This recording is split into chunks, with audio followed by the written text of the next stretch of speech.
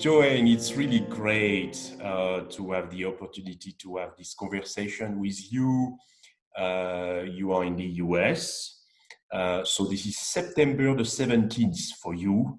And since we are in Shanghai, this is already September the 18th because of the time difference. Right. I wanted, Joan, to thank you because you are one of the contributors of China in the world.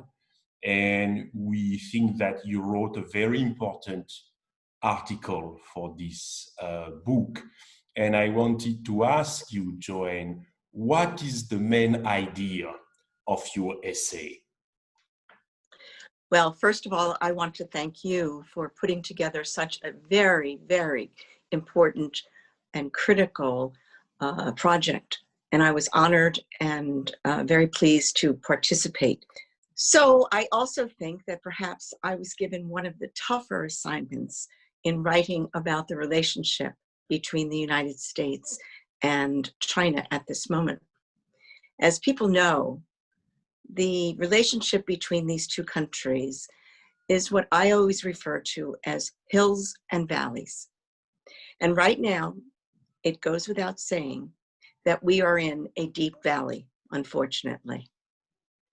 However, the point of my article is that this relationship between our two countries is absolutely critical and crucial and cannot be dissuaded or thrown out or disregarded, no matter what anyone says. And also another point is we were going along with the relationship and it wasn't at the best point in our history. And then COVID hit. Right. And unfortunately, instead of pulling together as a global community, unfortunately, COVID sowed more discord into the relationship. My point is that we have to rediscover how to reignite this incredibly important relationship. And I think that COVID can be a measure of how to do that if we use it right. It is no question there is a global pandemic. It doesn't matter where or how it started at this point. The whole world is affected. And the combination of using, hopefully, a vaccine or a way to resolve this can actually add and try to reignite the positive side of the relationship without being just merely something that somebody or some side just blames the other for. Exactly. So I think that's really what I was trying to get across as a summary of the most important parts of the relationship as it stands. I really encourage our viewers, Joan, to read carefully your article because you also offer some solutions to very complex problems when it comes from to China-US relations. So it's a very important essay, but I wanted to use also your time, if I may say, Joan, to ask you a second question, to go a little bit beyond China and the world, the book which is going to be published in 1 month now from now. Right. There is very obviously, you told us that when you look at China and the US, we are in a deep valley. So how we can, let's say, rebuild some trust? What are the tools, the ideas you have in mind now while we speak to increase the level of trust? I know it's a very difficult question also, of course. Well, I've thought about this a great deal. And I think there are several facets to what is required to return to reignition of the relationship. First of all, I think it has to be a personal commitment by the leaders of both countries. I think that, again, no matter what is being said by those who want to drive us further apart. It takes very, very high commitment and high leadership from the two leaders. And until that happens, I think the behind the scenes bickering will not only continue potentially, but increase.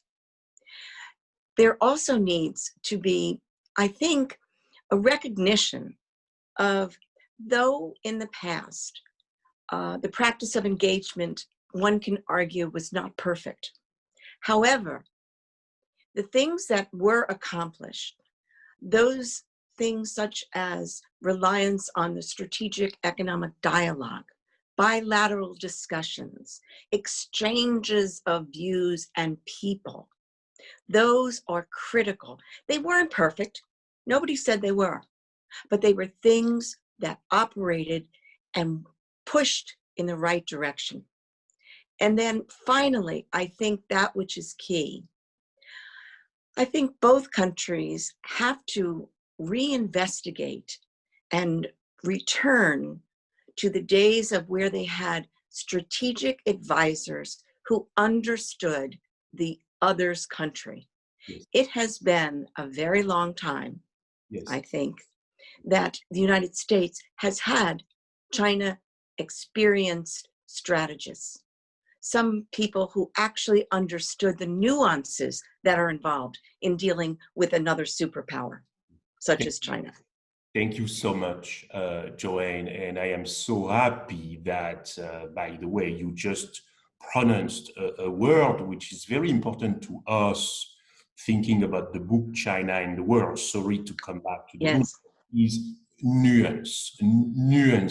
What is happening at the moment is a nuanced approach of the problems, and in a world with such a complexity, nuances matter a lot. So again, Joanne, thank you so much for your contribution, and I really hope that the viewers, they go to look at China and the World, but they have to read your essay. It's a very important essay at this moment. And you know, Joanne, that I am in Shanghai, but I come from Paris.